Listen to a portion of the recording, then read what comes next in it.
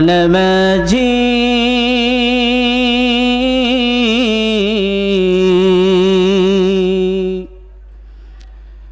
ও নামাজি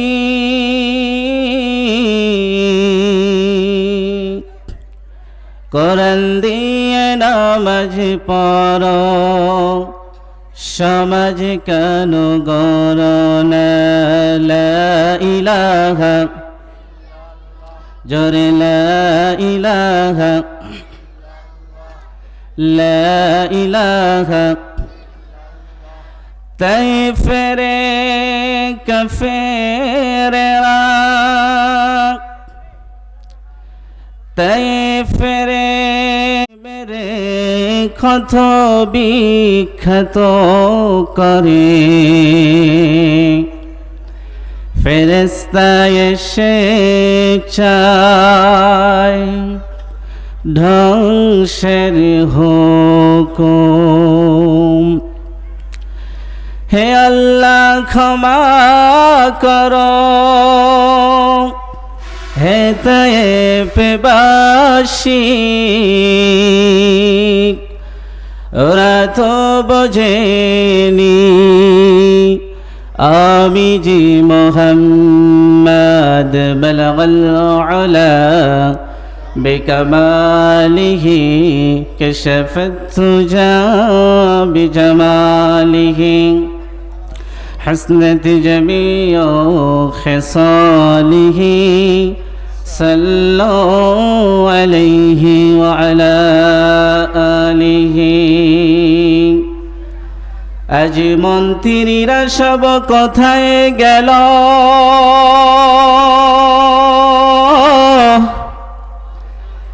আজ মন্ত্রীরা সব কোথায় গেল আর কোথায় গেল কাদের কাকা আজ তাদের সারা দেশটা লাগে ফাঁকা ফাঁকা ঠিক না আজ মন্ত্রীরা সব কোথায় গেল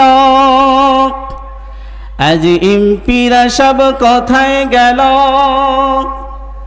আর কোথায় গেল কাদের কাকা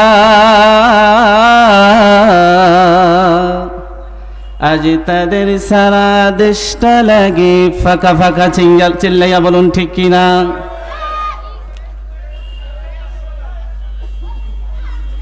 তারা বলেছিল পালাবো না দরকার হলে ফখরুল সাহেবের বাড়িতে যে উঠবো ঠিক কিনা আরে আইন মন্ত্রী আটকে গেল আরে আইন মন্ত্রী আটকে গেল আইনেরই ফাঁকে দাড়ি সারা দরবেশ কাকাক লাগে ভণ্ড ভণ্ড রে দাড়ি সারা দরবেশ বাবাক লাগে ভণ্ড ভণ্ড রে ঠিক কিনা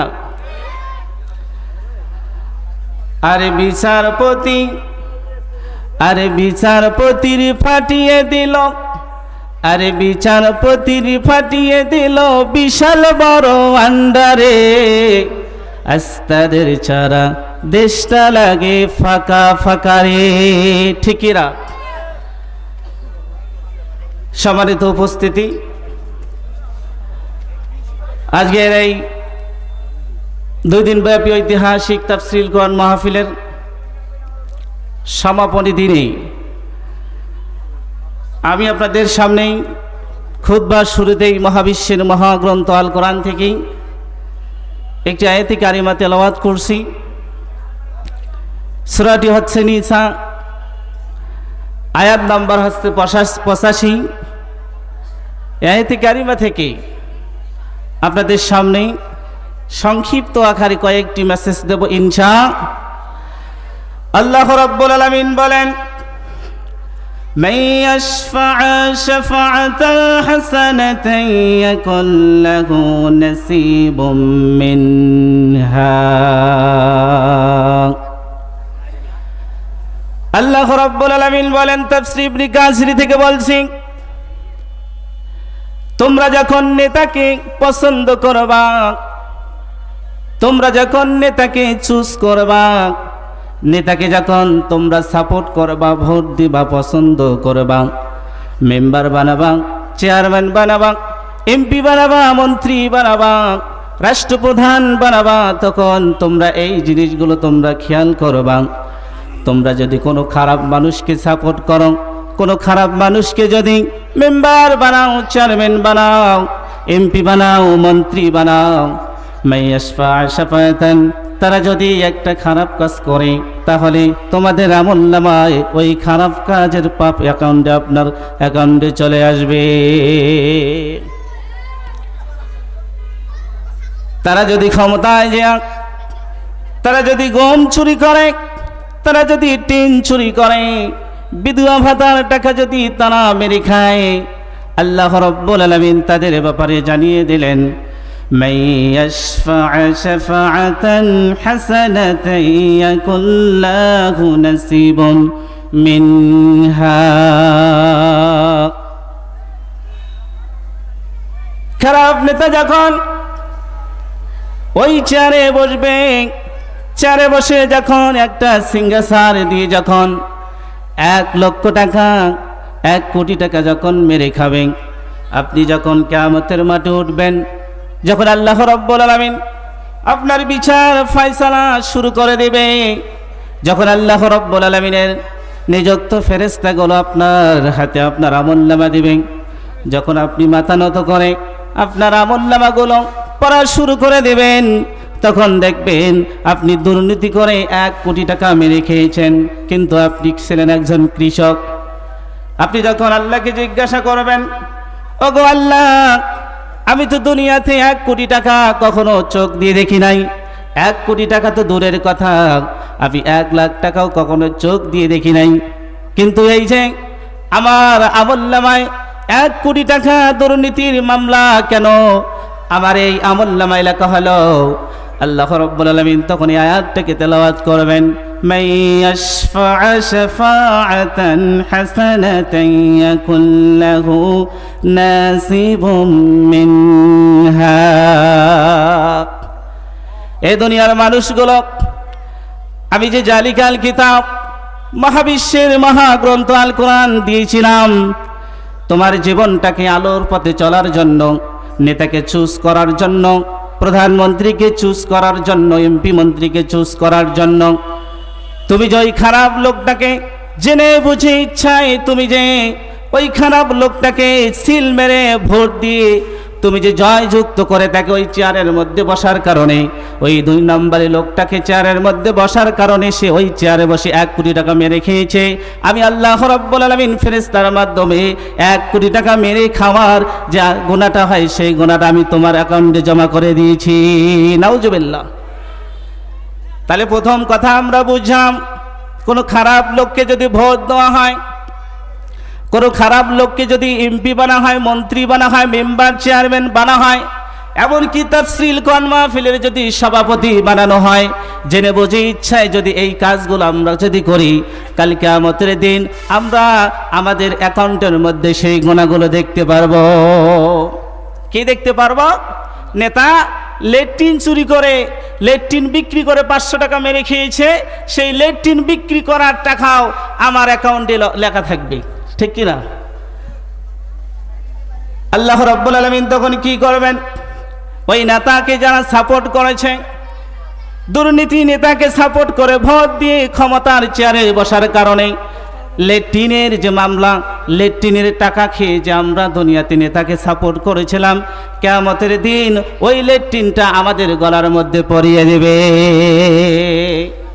কিয়ামতের দিন লেট্রিন যারা যে নেতাগুলো লেট্রিন চুরি করার টাকা খায়, সরকারের ফান্ড থেকে যে টাকাগুলো আসে, এই টাকাগুলো লেট্রিনের জন্য বাজেট হয়, যারা এই টাকাগুলো দুর্নীতি করে খেয়েছে, যারা এদেরকে সাপোর্ট করেছে, নেতার গলা তো লেট্রিন ঝুলে দেওয়া হবে, এবং যারা নেতাকে সাপোর্ট করেছে, সাপোর্ট করা ব্যক্তিকেও কাল কিয়ামতের দিন আল্লাহ রাব্বুল আলামিনের ফেরেশতা লেট্রিন গলার মধ্যে ঝুলিয়ে দেবে। তাহলে আমরা কি লেট্রিন ঝুলাতে চাই গলার মধ্যে? কথা বলেন, লেট্রিন ঝুলাতে চাই? আল্লাহ রাব্বুল আলামিন তারপর বললেন, ومن يشفع شفاعة سيئة يكن له كفل منها وكان الله على كل شيء مقيتا আল্লাহ রাব্বুল আলামিন তারপর জানিয়ে দিলেন, আর যারা ভালো মানুষকে সাপোর্ট করবে, একজন আলেমকে যারা সাপোর্ট করবে, একজন ইমানদারকে যারা সাপোর্ট করবে, একজন মুমিন মুত্তাকিন যারা সাপোর্ট করবে, সাপোর্ট করে এমপি বানাবে, মন্ত্রী বানাবে, মেম্বার বানাবে, চেয়ারম্যান বানাবে, ওই ব্যক্তি যতগুলো ভালো কাজ করবে, যতগুলো আমল করবে, যতগুলো দান খয়রাত করবে, আল্লাহ রাব্বুল আলামিন ওই ব্যক্তিকে সাপোর্ট করার কারণে আমাদের আমলনামায় সবের পার্সেন্টেজ লিখে দেবে। আরো জোরে পড়ি সুবহানাল্লাহ। তাহলে ইসলামের পথে থাকতে চাই ভাই, কোরআনের পথে থাকতে চাই। তাহলে কোরআনের পথে থাকতে হলে জীবন দিতে হবে, মাল দিতে হবে, যৌবন দিতে হবে, স্ত্রীকে বিধবা করতে হবে, মাকে ছেড়ে দিতে হবে, বাবাকে ছেড়ে দিতে হবে। কোরআনের জন্য যখন ডাক আসবে লিল্লাহি তাকবীর বলে মাঠে নামতে হবে। কথা বলুন ঠিক কিনা? আল্লাহ রাব্বুল আলামিনের প্রিয় নবী হযরত মুহাম্মদ সাল্লাল্লাহু আলাইহি ওয়াসাল্লামের প্রিয় সাহাবা হযরত ওমর রাদিয়াল্লাহু তাআলা একটা যুদ্ধের নেতৃত্বে যাবেন। আল্লাহ রাসূল সাল্লাল্লাহু আলাইহি ওয়াসাল্লাম আমিরুল মুমিনিন ওমর রাদিয়াল্লাহু তাআলাকে পারমিশন দিলেন, তোমাকে এই যুদ্ধে সেনাপতির দায়িত্ব পালন করতে হবে। আল্লাহ রাসূল সাল্লাল্লাহু আলাইহি ওয়াসাল্লাম যখন পারমিশন দিলেন, আমিরুল মুমিনিন ওমর রাদিয়াল্লাহু তাআলা অ্যাকসেপ্ট করলেন, গ্রহণ করলেন। ঠিক আছে ইয়া রাসূলুল্লাহ, ইয়া হাবিবাল্লাহ, ওই যুদ্ধের মধ্যে আমি নিজেই নেতৃত্বে দেব। চিৎকারে বলেন সুবহানাল্লাহ। কিন্তু কিছুদিন পর যুদ্ধে যখন আমিরুল মুমিনিন সৈন্যবাহিনীকে নিয়ে যুদ্ধের মাঠে চলে যাবেন, একজন অন্ধ সাহাবা এসে বললেন, আমিরুল মুমিনিন, আল্লাহ রাসূল সাল্লাল্লাহু আলাইহি ওয়াসাল্লাম আপনাকে যুদ্ধের সেনাপতির দায়িত্ব দিয়েছে, আমি জানতে পারলাম। অন্ধ সাহাবা যখন আমিরুল মুমিনিনকে বললেন, আমিরুল মুমিনিন, আল্লাহ রাসূল সাল্লাল্লাহু আলাইহি ওয়াসাল্লাম জীবনে 27টা যুদ্ধে অংশগ্রহণ করেছে, আমি অন্ধ বলে আল্লাহ রাসূল সাল্লাল্লাহু আলাইহি ওয়াসাল্লাম আমাকে একটাও যুদ্ধে আমাকে যাওয়ার পারমিশন দেয় নাই। শুধু একটা পারমিশন দিয়েছিল, মক্কায় একটা মসজিদ আছে, এই মসজিদে শুধু নামাজ পড়ার দায়িত্ব দিয়েছিল। কিন্তু আমিরুল মুমিনিন, আপনি কি জানেন কতগুলো সাহাবারা যুদ্ধের প্রান্তে নিজের জীবন বিলিয়ে দিয়ে, রক্ত বিলিয়ে দিয়ে আল্লাহর জান্নাতটাকে তারা কিনে নিয়েছে। একজন অন্ধ সাহাবা এসে বললেন, আমিরুল মুমিনিন, আল্লাহ রাসূল সাল্লাল্লাহু আলাইহি ওয়াসাল্লাম শুধু আমাকে নামাজের দায়িত্ব দেয়, নামাজ পড়ার দায়িত্ব দেয়, কিন্তু আমার মন ভালো নাই। আমারও ইচ্ছা হয়, আমি অন্ধ বলে আমারও ইচ্ছা হয় যুদ্ধের মাঠে যেয়ে আমার জীবনটাকে যুদ্ধের মাঠে বিলিয়ে দিয়ে আল্লাহর জান্নাতটাকে আমি দুনিয়াতেই নিতে চাই। সুবহানাল্লাহ বলে। আমিরুল মুমিনিন অন্ধ সাহাবার কথা শুনে অবাক হয়ে গেলেন। অন্ধ সাহাবা, তুমি তো চোখেই দেখো না, তুমি কিভাবে যুদ্ধের মাঠে যে বিশাল কাফের বাহিনীর সাথে তুমি যুদ্ধ করবা? অন্ধ সাহাবা এবার আমিরুল মুমিনিনকে বললেন, আমিরুল মুমিনিন, আমি জানি আপনি এই প্রশ্নগুলো করবেন, কিন্তু প্রশ্নের উত্তর আমি সাজিয়ে নিয়ে আসছি। আমিরুল মুমিনিন, আপনি শোনেন, আপনি তো একটা দল নিয়ে ওই খন্দক যুদ্ধের মাঠে চলে যাবেন, কিন্তু আপনি কি জানেন আপনার সাহাবাগুলো সবাই সুস্থ সবল, তারা শুধু অস্ত্র নিয়ে যাবে, ওই বিশাল কাফের বাহিনীর সাথে যুদ্ধ করবে। কিন্তু আপনি তো জানেন বিশাল বাহিনীর সাথে যুদ্ধ করার সময় যখন আপনি চলে যাবেন, কিন্তু আপনি একটা কালেমার পতাকা নিয়ে যাবেন। আমিরুল মুমিনিন, আমি চাই এই কালেমার পতাকা আপনি আমার হাতে দিবেন।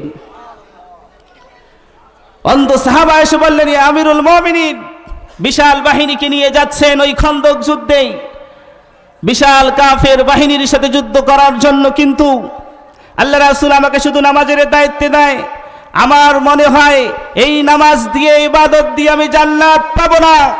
আমার মনে হয় যুদ্ধের মাঠে গিয়ে আমার জীবনটাকে বিলিয়ে দিয়ে এই দুনিয়াতে আল্লাহর জান্নাতটাকে আমি নিতে চাই। চিৎকার দিয়ে বলুন সুবহানাল্লাহ। আর আপনি মসজিদে বসে তাসবিহ জপছেন, মসজিদে বসে সেজদা দিচ্ছেন, এই সেজদা দিয়ে এই তাসবিহ জপে আল্লাহর কখনো জান্নাত পাওয়া যাবে না। জান্নাত পেতে হলে আল্লাহর দ্বীন আল্লাহর জমিনে প্রতিষ্ঠিত যারা করে তাদেরকে সাপোর্ট করতে হবে। সাপোর্ট করে যারা মহাবিশ্বের মহাগ্রন্থ আল কোরআন দিয়ে পার্লামেন্ট চালাতে চায়, এই সোনার বাংলা চালাতে চায়, আগামীর বাংলাদেশ কোরআনের বাংলাদেশ, আগামীর বাংলাদেশ ইসলামের বাংলাদেশ, আগামীর বাংলাদেশ টুপিওয়ালার বাংলাদেশ। কথা বলুন ঠিক কিনা? আরো জোরে বলুন, কথা বলুন ঠিক কিনা? সম্মানিত ভাইরা, তারপর অন্ধ সাহাবা কি করলেন? আমিরুল মুমিনিনকে যখন প্রশ্নের উত্তর দিলেন, আমিরুল মুমিনিন তখন স্টাফ হয়ে গেল। স্টাফ হয়েছে আমিরুল মুমিনিন অন্ধ সাহাবাকে পারমিশন দিলেন, ঠিক আছে আমরা আগামীকাল সকালবেলা বিশাল বাহিনী নিয়ে আমরা যখন যুদ্ধের প্রান্তে চলে যাব, তুমি ওই সময় চলে আসিও। আমিরুল মুমিনিন তখন সাহাবাদেরকে অর্ডার দিলেন, ও সাহাবারা তোমরা একটা কাজ করো, তোমরা যে কালেমার পতাকা তোমরা যে নিয়েছো এই কালেমার পতাকাটাকা তোমরা এই অন্ধ সাহাবার হাতে দিবা। সুবহানাল্লাহ বলি। এবার যুদ্ধ শুরু হয়ে যাবে, কাফের বাহিনী চলে আসছে। আর আমিরুল মুমিনিন তার বাহিনী নিয়ে সৈন্যবাহিনী নিয়ে যখন খন্দক যুদ্ধে চলে যাবেন, চলে যাওয়ার আগে যার চোখ নাই অন্ধ সাহাবাটাকে কালেমার পতাকা দিলেন হাতে। দূর থেকে দেখা যাচ্ছে বিশাল কাফের বাহিনী চলে আসছে। এই অন্ধ সাহাবা কালেমার পতাকা নিয়ে লিল্লাহি তাকবীর বলে কাফের বাহিনীর সামনে চলে গেছে। কাফের বাহিনীর সামনে চলে গেছে। চলে যাওয়ার সাথে সাথে এই অন্ধ সাহাবা কিছুই দেখতে পারে না, কিন্তু তার অন্তরের মধ্যে কি আছে? জান্নাত আছে তার অন্তরের মধ্যে। কি আছে? জান্নাতের চেতনা, ইমানের চেতনা। সে শহীদ হওয়ার জন্য, রক্ত দেওয়ার জন্য সব সময় চিন্তা ভাবনা করতেছে আমার জীবনটা কখন চলে যাবে। এরকম চিন্তা ভাবনা করতে করতে কাফের বাহিনী দূর থেকে দেখলেন কে জানো, কোন বাহিনী সৈন্য জানো মুসলমানদের কালেমার পতাকা নিয়ে এগিয়ে আসতেছে। দূর থেকে লক্ষ্য করে কাফের বাহিনী একটা তীর মারল, অন্ধ সাহাবার পায়ের মধ্যে চলে গেল, ফিনকি দিয়ে রক্ত বার হয়ে গেল। বার হয়ে তারপরে জমিনের মধ্যে এক পা পড়ে গেল। পড়ে যাওয়ার সাথে সাথে কাফের বাহিনী বুঝলো এটা হচ্ছে মুসলমানদের সৈন্য। আবার লক্ষ্য করে তীর মারল, বাম পায়ে গেল, ডান পায়ে তীর মারল। তীর মারার সাথে সাথে ডান পা চলে গেল, বাম পা চলে গেল। কাফের বাহিনী তারপর লক্ষ্য করে কলজা বরাবর মেরে দিল। মেরে যাওয়ার পরে পরে অন্ধ সাহাবা দুনিয়া থেকে বিদায় হওয়ার আগে আমিরুল মুমিনিন লক্ষ্য করলেন অন্ধ সাহাবার হাতে যে কালেমার পতাকা দিয়েছিলেন, অন্ধ সাহাবা এই কালেমার পতাকা উঁচু করে নিজের জীবনটাকে বিলিয়ে দিলেন ইসলামের জন্যে। তাহলে সম্মানিত উপস্থিতি, এখান থেকে আপনাকে শিক্ষা নিতে হবে। নামাজ পড়ে তাসবিহ জপে, মসজিদে তাসবিহ জপে কখনো আল্লাহর জান্নাত পাওয়া যাবে না। আল্লাহর জান্নাত পেতে হলে রাজপথে আপনার রক্ত, তাজা রক্ত বিলিয়ে দেওয়ার মাধ্যমেই আপনি জান্নাত পেতে চান। কথা বলুন ঠিক কিনা?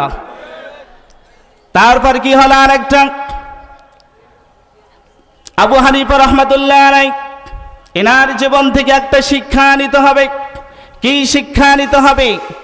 সেই সময় বাদশা মানসুর আবু হানিফা রহমাতুল্লাহ আলাইহি তার জীবনে যখন নামাজের দাওয়াত দিলেন, ইসলামের দাওয়াত দিলেন, দাওয়াত দেওয়ার পরে কি ঘটনা হয়ে গেল? এমন একটি ঘটনা হয়ে গেল যে ঘটনা হচ্ছে সারা মুসলিম উম্মার জন্য এটা মনে রাখতে হবে। সে 10 বছর শুধু নামাজের দাওয়াত দিলেন, তার এই নামাজের দাওয়াতে কোনো বাধা আসলো না। আবু হানিফা রহমাতুল্লাহ আলাইহি যখনই বললেন আল্লাহর দ্বীন আল্লাহর জমিনে প্রতিষ্ঠিত করতে হবে, কোরআন দিয়ে সব বিচার ফয়সালা করতে হবে, তখন এই বাদশা মানসুরের মাথা ঘুরে গেল যে আবু হানিফা রহমাতুল্লাহ আলাইহি কি বলে। আসলে এটা কি বলতেছে? এটা কিচ্ছা কাহিনী বলতেছে।